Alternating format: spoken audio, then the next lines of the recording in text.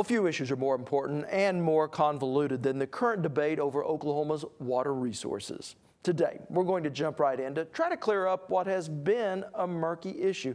And joining me now is our Courtney Dehoff. The debate over water resources is nothing new, and this year's drought has driven home for many of us just how precious our water resources are. Resources that several groups want to have access to or benefit from. Well, it's hard to imagine now after one of the driest summers on record.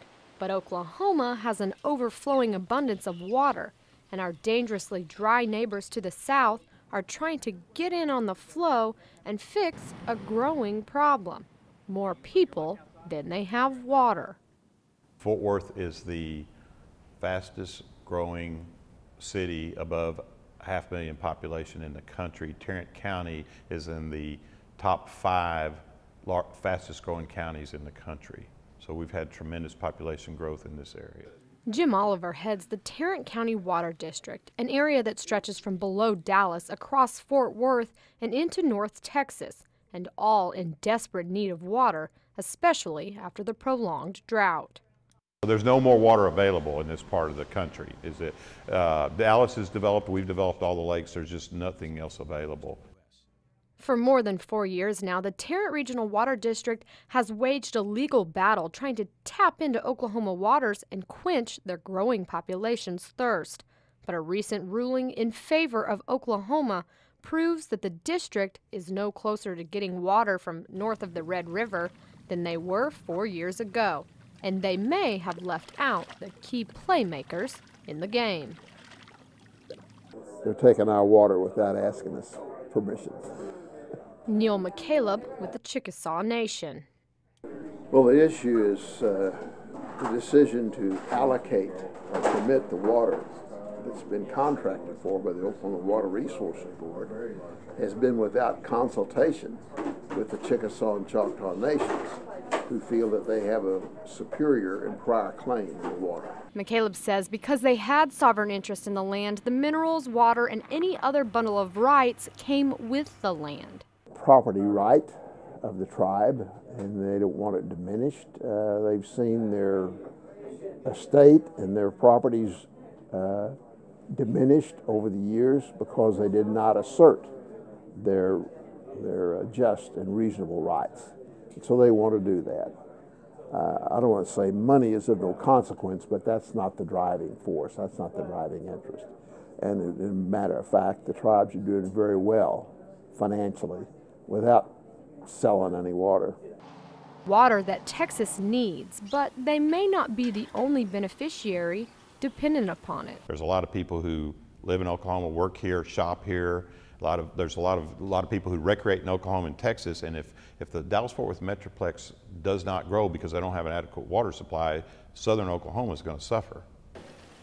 But some Oklahomans are in a tight spot, asking themselves the question, to sell or not to sell.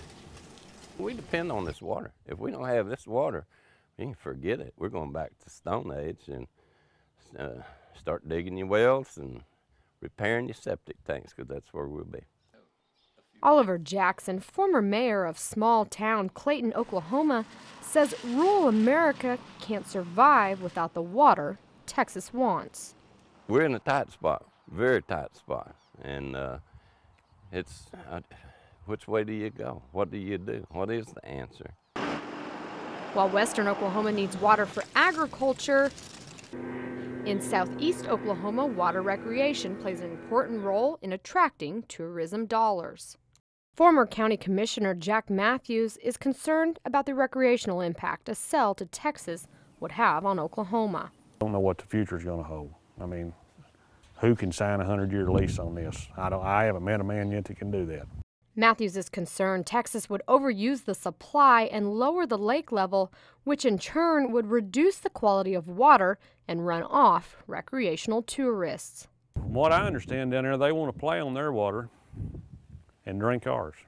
And while southeastern Oklahoma is concerned about recreation, western Oklahoma does not exist without irrigation.